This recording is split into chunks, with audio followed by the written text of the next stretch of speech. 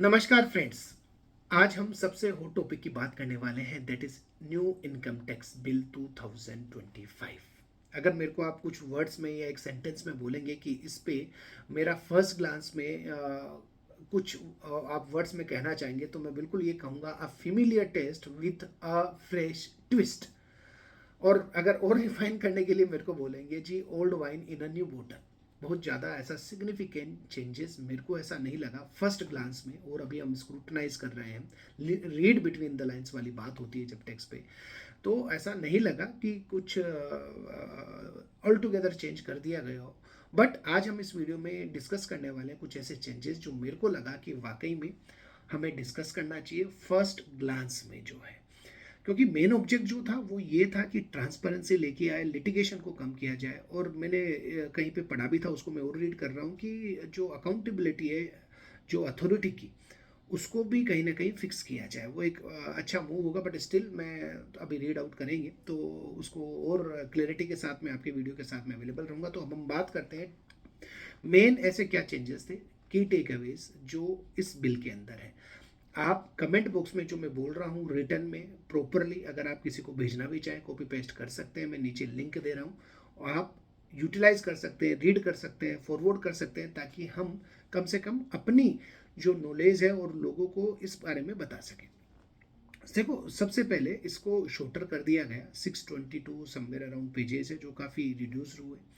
और कुछ जो ऑब्सोलेट प्रोविजंस थे उनको एलिमिनेट कर दिया गया। जैसे मैं एक एग्जांपल की बात करता हूँ, फ्रिंज बेनिफिट टैक्स, उसका अब कोई रिलेवेंस ही नहीं रहा, तो वो उसको हटा दिया। ऐसे कई चीज़ें हटाई गई है जो अब रिलेवेंस में नहीं है। अब एक और जो चेंजेस किया वो किया गया टैक्स ईयर के अंदर।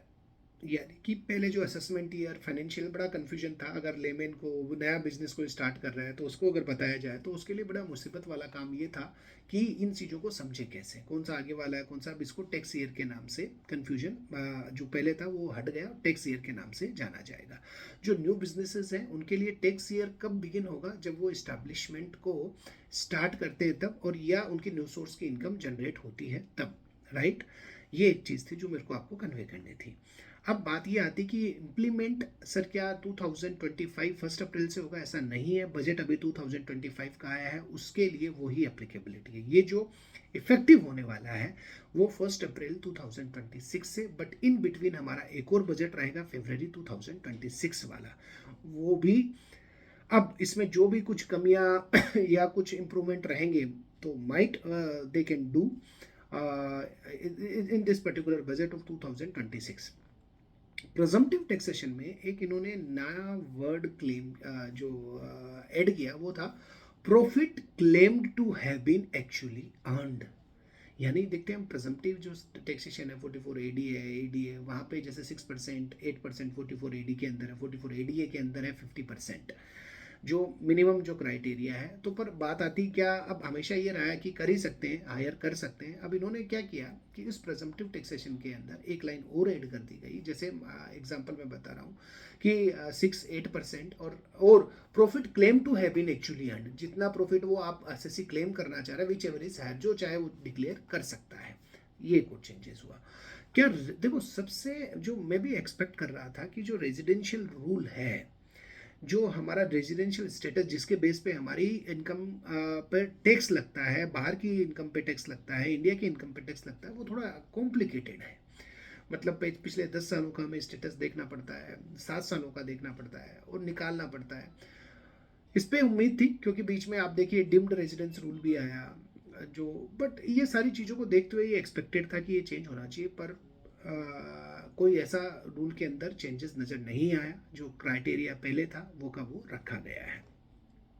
हाँ, अब ये जरूर हुआ, जो प्रीवियस ईयर की बात करते हैं कि पहले बता था प्रीवियस ईयर के अंदर जो आपको रेजिडेंशियल स्टेटस देखना है, वो अब टैक्स ईयर के अंदर, ठीक है, ठीक है, क्योंकि वो टैक्स ईयर वर्ड चेंज कर दिया गया। फाइनेंशियल असेसमेंट ईयर जो हम बोलते थे प्रीवियस ईयर में, वो एक रिप्लेस हुआ। जो टैक्स रेट है, देखो अब एक और इम्पोर्टेंट बात है, जो ओल्ड रिजिम न्यू रिजिम पहले ये था। अगर 2 साल पहले बजट की बात करूँ, मैडम ने जब अनाउंसमेंट किया तो उन्होंने ये बिल्कुल अनाउंस किया था, ये रिकॉर्डेड है कि ओल्ड रिजिम कुछ ही दिनों की बात है और फिर इसको हार पहना दिया जाएगा। बट ऐसा नहीं हुआ।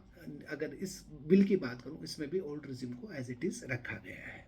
देखो मेन पर्पस न्यू रिजिम का क्या है कि कोई इन्वेस्टमेंट नहीं करना, कुछ नहीं करना।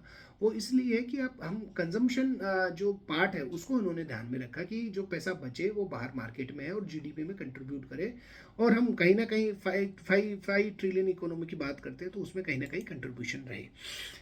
अब रिवाइज टैक्स स्लैब की बात करते हैं। स्लैब रेट वही रखी है जो 2025 के अंदर मेरे अर्लियर वीडियो में भी मैंने बताया कि वो 4 लाख तक कोई टैक्स नहीं है। न्यू रिजिम की बात करते हैं, old regime as it is है।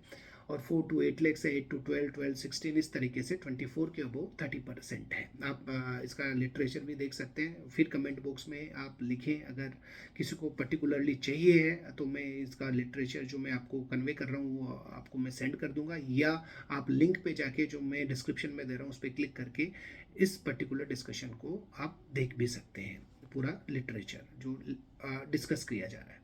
अब बात आती है कि क्या एडिशनल टैक्स बर्डन कहीं ना कहीं नज़र आता है इस पूरे बिल में। मेरे को ऐसा नहीं लगा कहीं पे भी कि कुछ नए टैक्स इनकम को और एम्बिट को बढ़ाने के लिए कुछ किया गया हो, ऐसा एज सच नज़र नहीं आ रहा।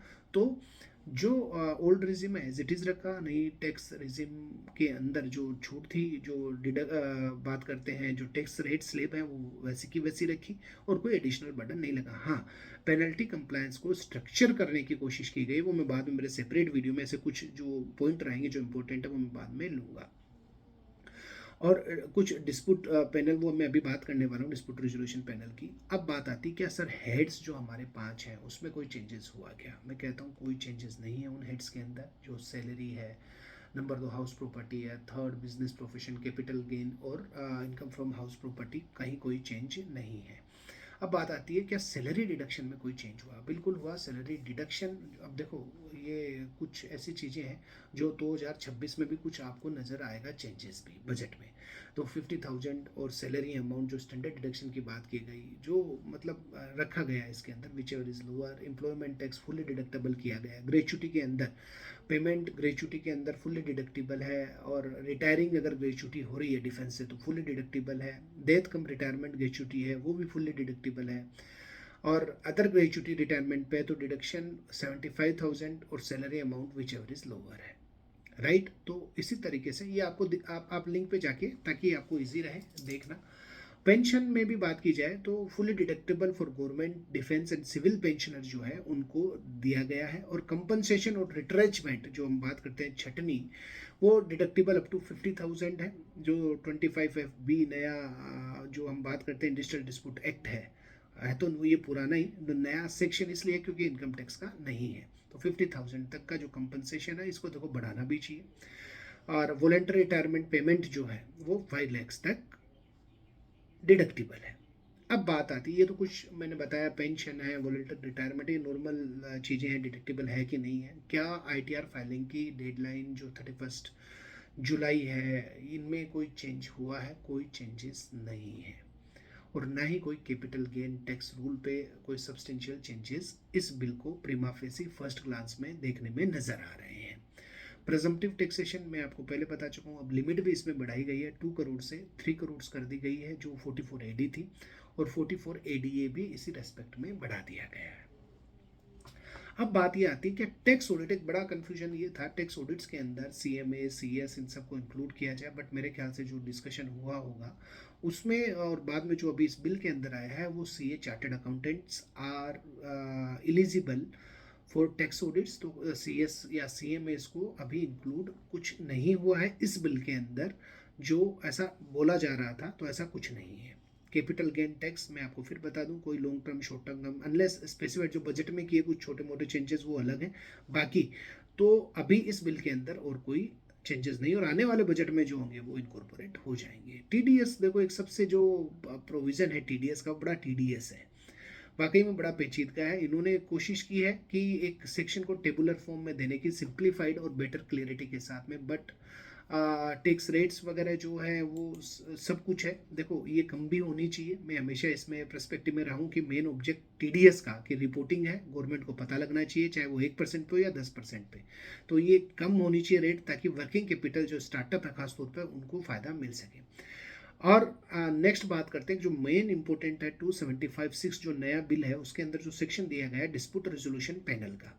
देखो ये पैनल क्या है कि इसको और थोड़ा सा डिटेल में पॉइंट्स को डिटरमाइन करने में, फाइनल डिसीजन में जो डिस्प्यूट रिजोल्यूशन करने के लिए हम जा सकते हैं, तो एक रीजनिंग भी इनको रिकॉर्ड करने के लिए बोला गया है, ताकि ट्रांसपेरेंसी के साथ में जो पास्ट रूलिंग में कई कन्फ्यूजन थे उनको दूर करते हुए जरूरत ही ना पड़े, पूरा एक प्रॉपर तरीके से इसका स्ट्रक्चर तैयार किया गया है ताकि ये इसका फ़ायदा और लिटिगेशन को कम करने में मिल सके।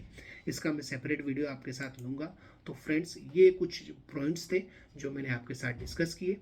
और अगर आपको कोई भी लगे, आपको ऐसा लगे कोई ऐसा सेक्शन है या कोई ऐसी चीज़ जो डिस्कस कर सकते हैं, वो आप प्लीज़, आपसे रिक्वेस्ट है, कमेंट बॉक्स में ज़रूर डालें, क्योंकि ये नया है, अभी रिफाइन होगा, हम आपस में डिस्कस करेंगे। और आपके अकॉर्डिंग ऐसा कोई लगे जिस पे एक वीडियो बनाना हो पर्टिकुलर सेक्शन या पर्टिकुलर पॉइंट पे, तो please you are invited. Thanks a lot for watching this video. Please don't forget to like, subscribe and share this video. Thank you once again.